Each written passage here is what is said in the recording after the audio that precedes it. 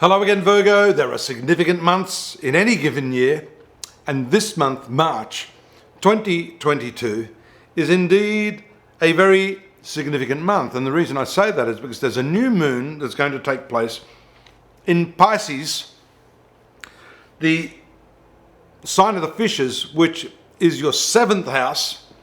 And the seventh house is one of the what we call the angles of the zodiac. Therefore, this angle for you is related to your most significant relationships. So it makes sense. And right now you've got the sun there, you've got Jupiter there, you've got Neptune there. There's been a heavy conjunction of energy in this part of your horoscope. That means in this part of your life, which is relationships. So with the new moon entering into this area on the 3rd of March, you can expect some pretty dramatic developments here. New moon also signifies a new approach or attitude. Go for it, go for it. Don't be afraid. You've only got fear to fear, right? Nothing else to fear. In fact, what you've been fearing in your relationships has to be overcome and can be overcome through the use of the energies of this new moon, new approaches to communication. And that's verbal and non-verbal. Just observe yourself in the way that you transmit your ideas, your feelings to your partner. That's something we're often unconscious about. But when you watch yourself, you'll see, oh yeah, I said this, but this said something completely different. You know, the body or postural language, your body English will be transmitting something completely different. So it's important to bring all of those elements into consonance. So that's the communication. It's a new method of your day-to-day routine with your partner. Doing things differently, shifting the habit of daily routine, which can become monotonous. So the new moon is all about that. And I think for you, this month, it's a tremendous opportunity to really kickstart the relationship again. A couple of other important relationship aspects happening this month. In particular, the planet that rules your second house and also your 9th house.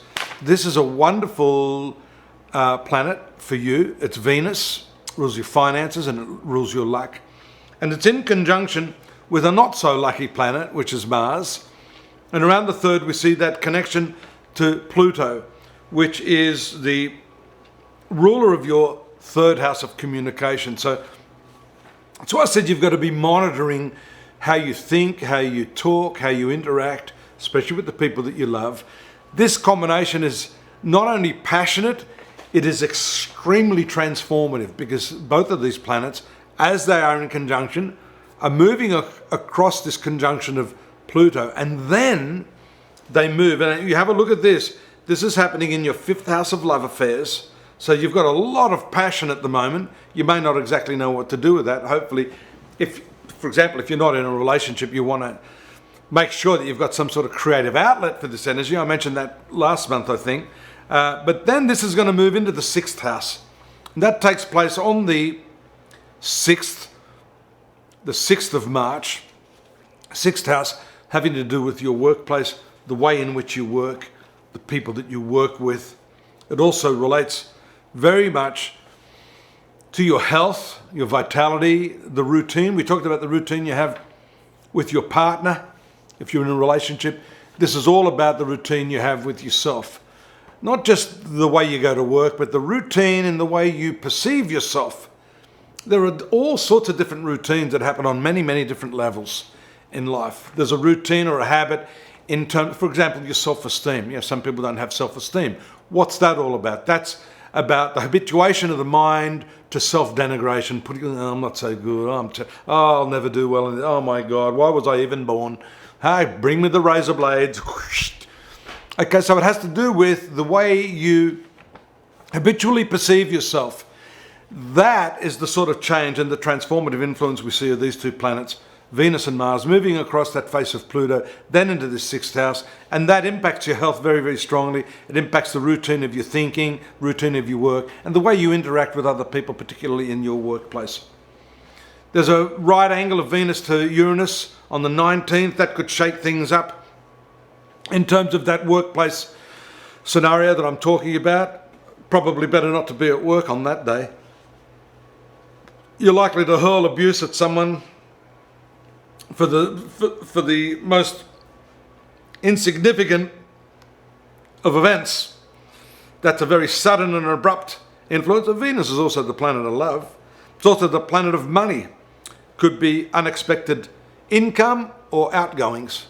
So monitor your money at the same time, especially around that time. Oh, I didn't mention the full moon, did I? That's taking place in your 4th house on the 18th. That's going to bring your domestic situation into focus around that time. Real estate matters, vehicles, and in particular because of the moon's association with this 4th house. 4th house is your mother, your historic family, the genetics of your family.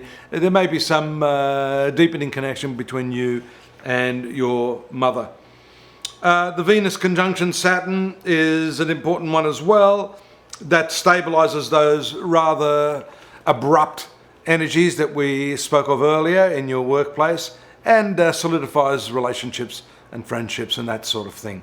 Well, that's it for me, but not before telling you about my site, astrology.com.au. You need to go over there, mainly because I skimmed through this very, very quickly.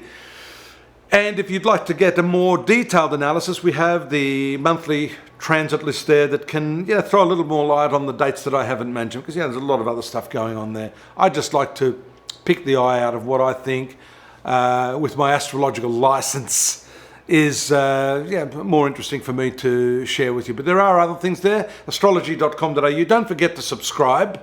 Love you to subscribe, and then you can get the notifications. Join me next month. If you want to drop me a line, do so, and I'll see you here same time, same channel. Bye-bye for now.